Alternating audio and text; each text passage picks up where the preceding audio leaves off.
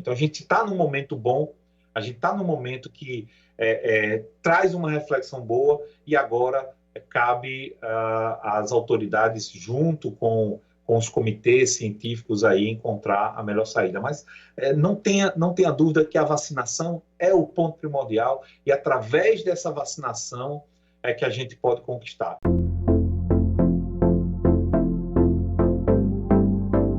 De volta com o nosso Band Entrevista, eu já recebo na nossa plataforma online Roberto James, analista de comportamento do consumidor. Roberto, bom dia.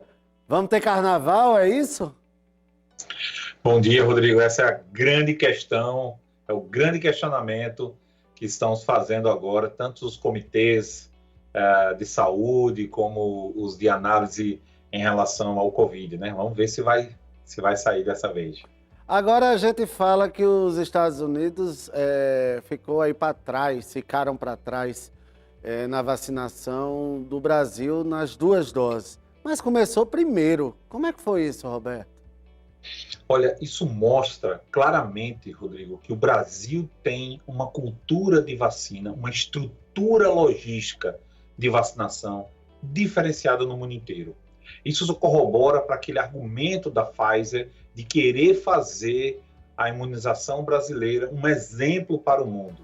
Se a gente tivesse comprado essas vacinas quando foi oferecido pela primeira vez, provavelmente a gente teria atingido essa marca antes do final do primeiro semestre. Mas então, aí assim, isso dá uma situação de dever cumprido? Será que na hora que o Brasil ultrapassa a potência que é os Estados Unidos, a gente mostra realmente o nosso potencial enquanto SUS para vacinar, e aí o problema mesmo foi a aquisição de vacinas? Pois é, no nosso caso, sim, tá? Porque o caso norte-americano é mais uma questão cultural. E quando eu fui pesquisar isso, Rodrigo, eu descobri que na década de 50, foram os Estados Unidos que descobriram a vacina da poliomielite, que era a grande doença que incomodava o mundo inteiro, que é a paralisia infantil. E quando isso foi descoberto, foi ovacionado, foi muito divulgado no mundo inteiro. Só que por um erro do laboratório na emissão dessas vacinas, um grande lote com os vírus vivos foi dispersado. E uma quantidade muito grande de pessoas pegaram poliomielite por causa da vacina. Então, culturalmente, os Estados Unidos têm uma aversão à vacina por causa de exemplos passados como esse. Claro que a estrutura era outra, a ciência era outra, completamente diferente. Então, assim, hoje a gente não pode fazer esse comparativo, mas isso explica porque culturalmente os Estados Unidos têm essa dificuldade de levar a população a se vacinar. Lembrando que a gente já falou aqui, foram dados incentivos como premiações, chegaram até $1 milhão em sorteios, estados em que é permitido a maconha como da forma recreativa, era dado valores em reais, dinheiro, no caso dólar. Existe uma série de incentivos para a população se vacinar, e mesmo assim o Brasil, no mês de novembro, já conseguiu ultrapassar sem nenhum tipo de incentivo, com todas as dificuldades que nós tivemos, financeira e ideológicas por parte do governo, a gente conseguiu ultrapassar a grande potência mundial, os Estados Unidos, e vacinamos mais adultos, né, mais pessoas com a imunização completa. James, 58,36%, 58,8% de vacinados aqui no Brasil. Já dá uma segurança para eventos, por exemplo, como o Carnaval? Aqui o Rio Grande do Norte sai na frente, já vai fazer um Carnatal agora em dezembro.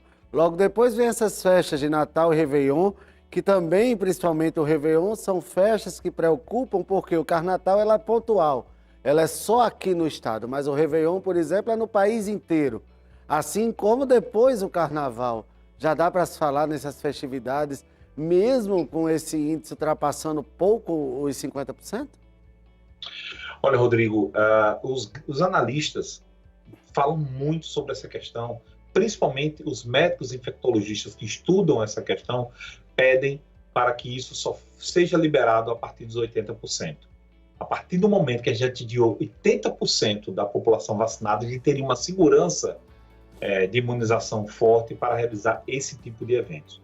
O caso do Rio Grande do Norte é um pouco diferente, porque houve aqui no Rio Grande do Norte eventos que foram assistidos, eventos que foram preparados como eventos testes para poder entender como é que funcionaria essa questão. Então foram feitos shows onde só entravam as pessoas que tivessem tido as 2 vacinas, foi feito um controle de entrada com álcool gel. Infelizmente não se consegue fazer um controle de aglomeração, é impossível isso num show, mas o evento foi de forma muito positiva. Foram tiradas algumas amostras, foram feitas algumas amostras com pessoas que participaram e o índice de transmissão foi muito baixo mesmo. Então, o RN já se sente seguro de tentar fazer uma tentativa em relação ao Carnatal. E aí entra nesse ponto, Rodrigo, uma questão muito forte, que é a questão da economia. O país aguenta. Quem trabalha no varejo, no mercado de bebidas e de entretenimento aqui no Rio Grande do Norte sabe que o evento mais forte do que o Carnaval na área de bebidas aqui no Rio Grande do Norte é o Carnatal, sempre foi o Carnatal. Então, nós não tivemos em 2020 e ficar um segundo ano sem esse evento pode realmente ser muito prejudicial, porque a gente vê a questão do turismo, a questão dos hotéis, dos restaurantes, a gente vê a questão dos ambulantes, que é a parte mais frágil, né, desse mercado. Aquela Roberto, quando você fala nisso, me vem aqui. O Carnatal, inclusive, perdeu atrações de nomes, porque foi decidido que ia ter há pouco mais de um mês. Então, os artistas já estavam com suas agendas lotadas. Mas isso frente à pandemia, será que não está cedo para a gente já começar a discutir o Carnaval, que ainda é em fevereiro? No caso do Rio Grande do Norte, vai ser um teste muito positivo para a gente. Agora, tem essa diferença que você falou, Rodrigo. Quando se trata de festas como o Réveillon e como o Carnaval, que é muito generalizado em vários pontos da cidade, o controle é um pouco difícil de ser feito. Então, você não consegue controlar as festas de hotéis, as festas de clubes, as festas de condomínios, de pessoas particulares. Então, você não consegue ter esse controle. O Carnaval vai ser um teste muito positivo para a gente, porque vai dar aquele tempo da gente verificar se vai ter alta ou não devido a esse evento. Porém, ele tem uma característica um pouco diferente do Carnaval.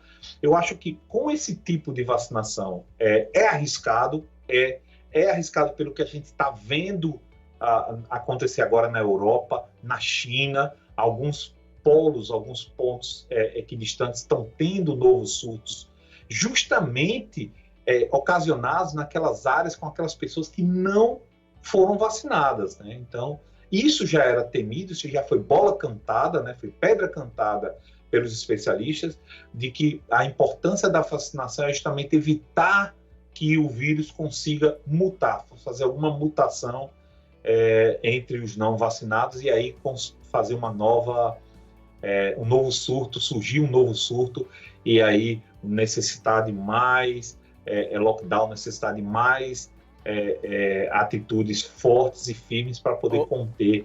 Roberto, em contraponto a isso, a gente vem com a economia. A economia aguenta mais um ano sem Carnaval?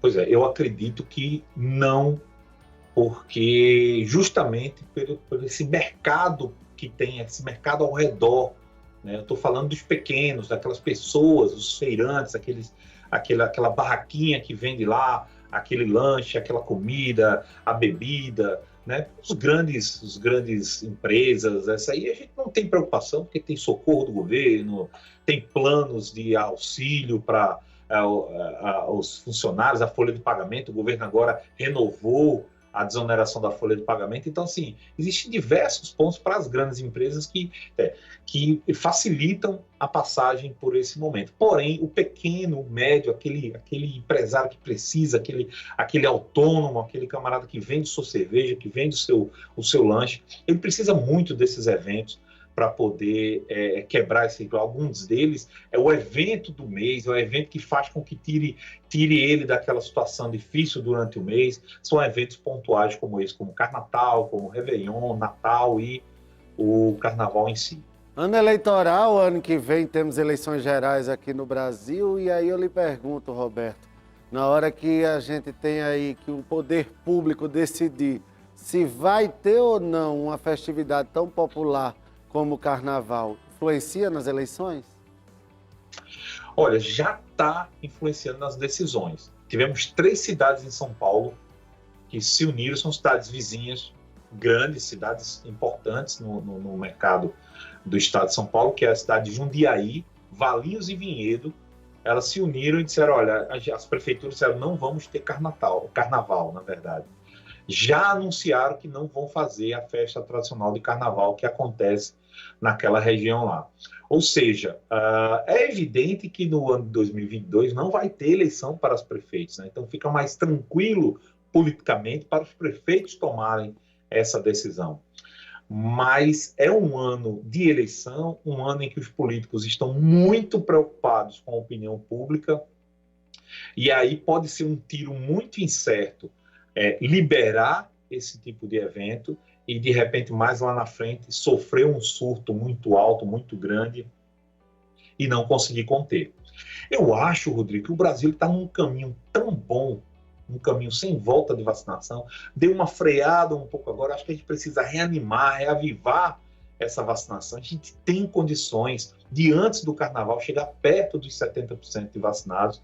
Basta um pouco de força, né, um pouco de atitude dos políticos e uma atitude dos cidadãos de exigir, de querer essa vacina. E aí a gente conseguiria chegar num patamar muito forte para frear um possível surto pós-carnaval e ainda mais ter uma possibilidade de, em setores, em momentos, em locais específicos, você ter alguma variação, que isso é normal, a imunização ela não é 100%, a gente sabe disso, mas animou bastante o caso que aconteceu essa semana no Rio de Janeiro, do hospital de referência de lá ter dado alta para o último paciente internado com Covid, né? Então, assim, internado num caso grave, né? Que é um hospital lá do Rio que deu alta ao seu último paciente. São 400 leitos nesse hospital e ele era o último que estava em tratamento e conseguiu sair com vida e sair bem. Então, a gente está num momento bom,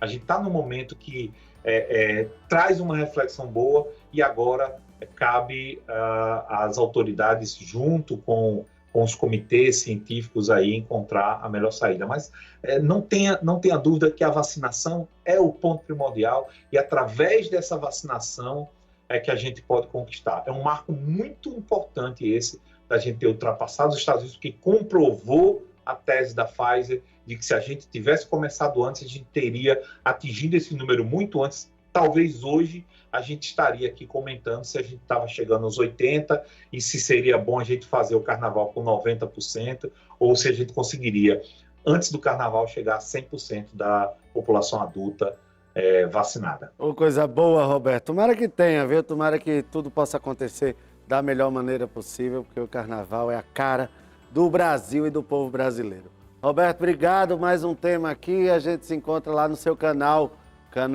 do RJ, lá no YouTube e no Instagram, não é isso? Isso mesmo. Convido todos vocês a me seguirem, curtirem lá. Tem muita informação, muitos dados como esse aqui que a gente acabou de comentar.